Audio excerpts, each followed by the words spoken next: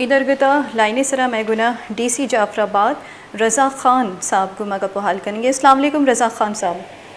जी वालेकुम सलाम। सर बताइएगा कि गुज़श्ता रोज़ ये जो वाक़या पेश आया, अफसोसनाक वाक़या था कि केटल फार्म में गुज़श्ता रोज़ ये जो वाक़या था, तो उसमें आप बताइएगा कि सैलाब मुतासरीन इतने दरबदर बदहाली का शिकार क्यों है? क्या उनको इमदाद नहीं मिल रही?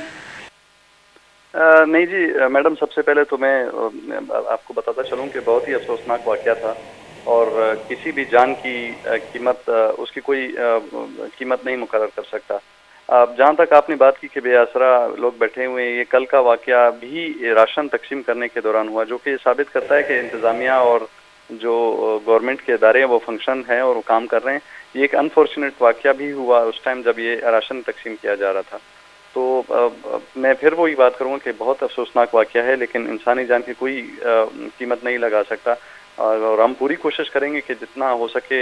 मुतासरा ख़ानदान को कंपनसेट करें और जो उनके मुजरिम हैं उनको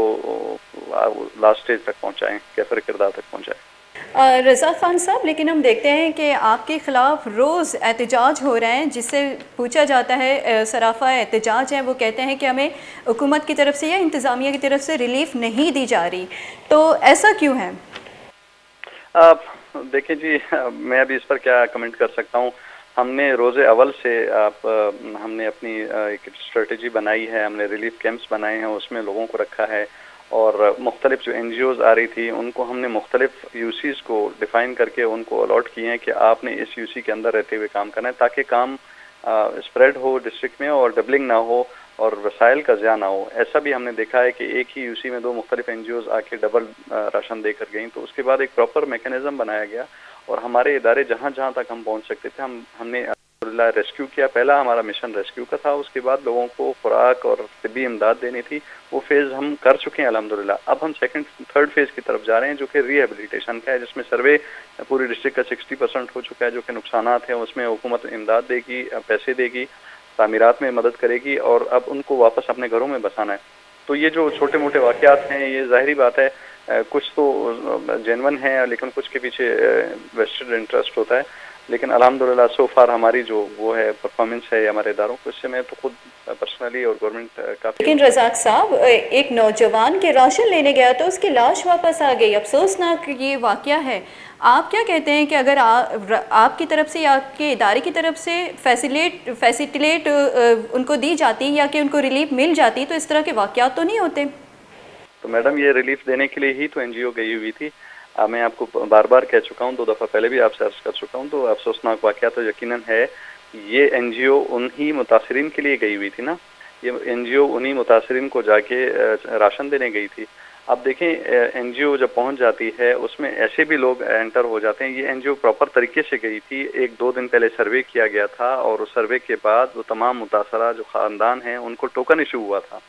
टोकन इशू होने के बाद नेक्स्ट डे ये वहाँ रिलीफ देने गए हैं, तो आसपास के लोग जो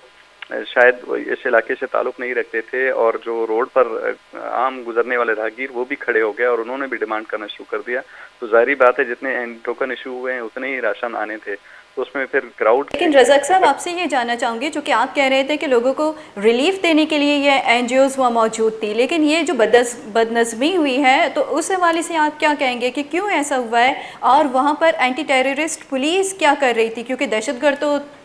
कोई था ही नहीं?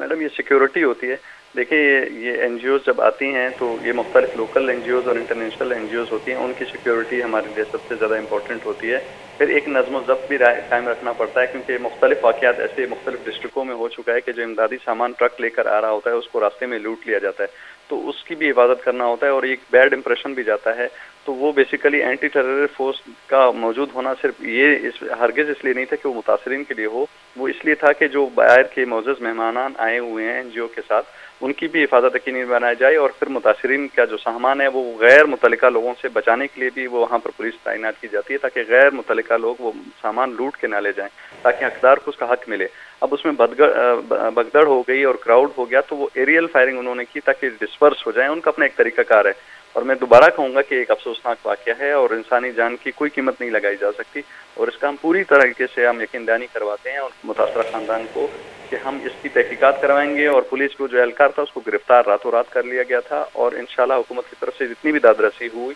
وہ ہم کمپنسیٹ کریں گے ضرور انشاءاللہ۔ بہت شکریہ رزاق خان صاحب وش نیوز کو ٹائم دینے کے لیے۔ ڈی سی جعفر آباد رزاق خان صاحب میں گنہ گپو حال کریں گے گپو حال شما دلگوش کو چکیا یہ گوش کیا کہ ای استی افسوسناک پہلے بابتا میں امنچو مذمت کنک بی بی کم میں کہ یک این جی اوزی در ملکی این جی اوزی راشن باہر بانگ کنک بودتگا تو ای دوران استی بدمزگی بود اور اینٹی ٹیررسٹ پولیس گوشہ گمی بوا گئے کہ اینٹی ٹیررسٹ پولیس اودا موجود بودتا گوا اینی نیم گاچی فائرنگ کنک بودتا کہ چری فائرنگ گاچی نوجوان بیران بودتگ سوال جست بیتے کہ اودا اینٹی ٹیررسٹ پولیس چے کنگا بودتگ آیا اے راشن باہربان کیا متاثرین بودتگا اینی سیکیورٹی واسطہ اینٹی ٹیررسٹ پولیس اودا چے کار کنگا بودتگا پرچہ کے اشی ذمہ داری نہ بودتی اور یک متاثرین ہے کہ وحدے کے وطی لا پہ واسطہ روتے لائن سر اشتے تے